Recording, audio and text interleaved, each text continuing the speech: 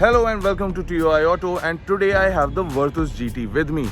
A car that was launched just over a year ago but has quickly earned a reputation among the car enthusiasts of the country. Now, of course you know where I'm leading to with that statement, so let's find out what makes the Virtus GT so special.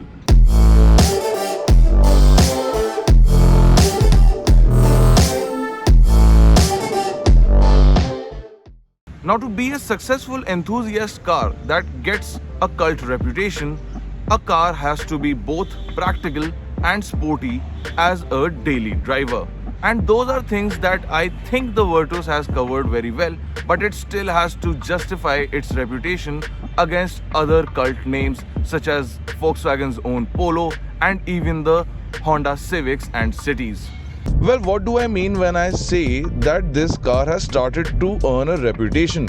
Well, I am referring to the adoration that this sedan has got from guys who really like to modify their cars in terms of its appearance, make it really stand out, and even the performance crazed people who like to really tweak the performance of the car, add new components, and those are the kind of people who have been reporting that this car is a very enthusiast oriented and enthusiast friendly car in the country, that people who are interested in a very sporty daily driver can consider. And those are the key points that we will be taking a look at in this video.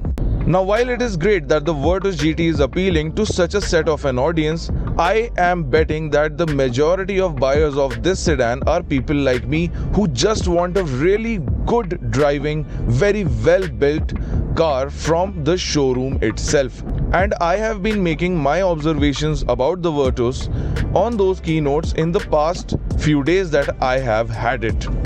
Now, the next element of a car being very driver oriented and fun to drive has to be how the gearbox performs. Now, the Virtus GT that I'm driving gets the 7-speed DSG gearbox, and the shifts are very nice in this gearbox as well.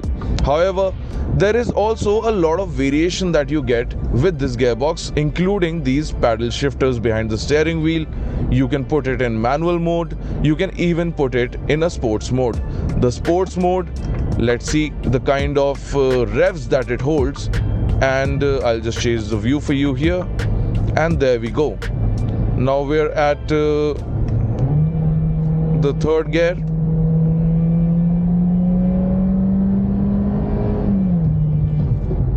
As you just saw, the vehicle cleanly held the RPM till the 6000 red line mark, and only after that did it change the gear. And that is the kind of torque input, the kind of acceleration that really puts a smile on your face, and the Virtus GT is able to do that. Now, the next key important aspect of being a driver oriented machine is having great handling, and the Virtus GT excels in that department as well, and that it does despite having a very high ground clearance, which also opens up the doors to a practical day-to-day experience with the Virtus GT. Now, as you see right now, I just came into a underpass and now I'm exiting it, and the car feels really planted and has no trouble in slingshotting me on the other side of the expressway. Again, there was a bump there, but I hardly felt it because thanks to the high ground clearance of the sedan, I can simply cross over or fly over such obstacles. Now, here is a round circle, and I took a really sharp turn right now, but it hardly made itself felt because the Virtus GT's chassis is so well tuned. Now, here I am on a straight road which is blocked off at the end, and we're going to test the Virtus GT's 0 to 100 acceleration with the traction on. And let me just turn the AC off and put the car in sports mode. Alright, the sports mode is engaged. Let's start. A bit of wheel spin there. that's 100. Now the next test that we are going to be doing in the Virtus GT is braking.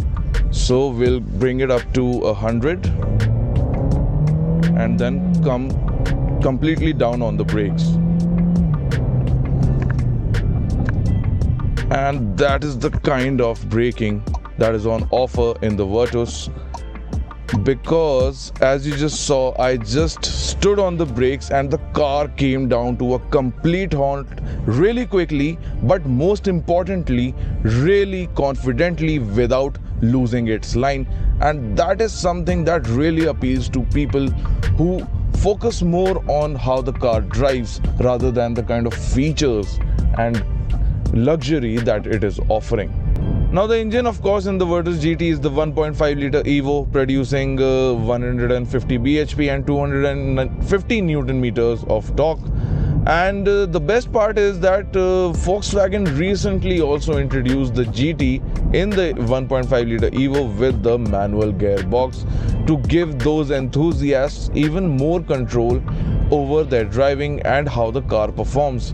Now, if you look at how Volkswagen has been updating these cars since their launch with new features, new gearbox options, new trim levels, while the company is not coming out directly and saying that yes, this is an enthusiast-oriented vehicle, the kind of introductions that they have been making all hint towards them keeping an ear out and actually listening to what fans of the Virtus sedan have to say.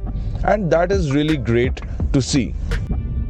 So basically everything in the Virtus GT, including its engine, its chassis, the driving dynamics, even this flat bottom steering wheel, everything really complements when you are driving this sedan out on the roads.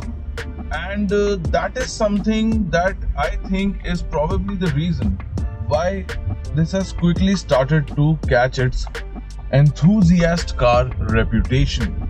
And apart from that, the one thing that I really liked about the Virtus is that while the design looks really nice, it is not really flashy and out there, and truly feels like something that can age very well. And that is another plus point for the Virtus as it continues to sell for the years to come. Overall, what I have learned today is that the Virtus is a really friendly, approachable but potent sedan, and you can really chuck it into corners without thinking a lot because the car's handling is really great. When you really need to accelerate hard, it puts the torque on tap and delivers it up in a really nice manner. The shifts from the DQ200 are really buttery smooth. However, they might feel a little laggy at lower speeds, but that has been done specifically in this iteration of the DQ200 so that it does not give up a lot of malfunctions that had been reported in earlier models, which were working a lot quickly rather than what is happening right now. Now, while one might feel that that is something that takes away from the Virtus experience, the fact that it actually means that the DSG gearbox is now more reliable thanks to it, I think that is something that everybody can learn to live with and not even notice on a day-to-day basis. Now, at an ex-showroom price of 17.09 lakh for the Virtus GT Edge variant with the DSG gearbox that I am driving up right now, is I think it's a very cracker deal, and most of the credit for that I would give to the engine itself, because the Evo engine is just beautiful and delivers power just so instinctively.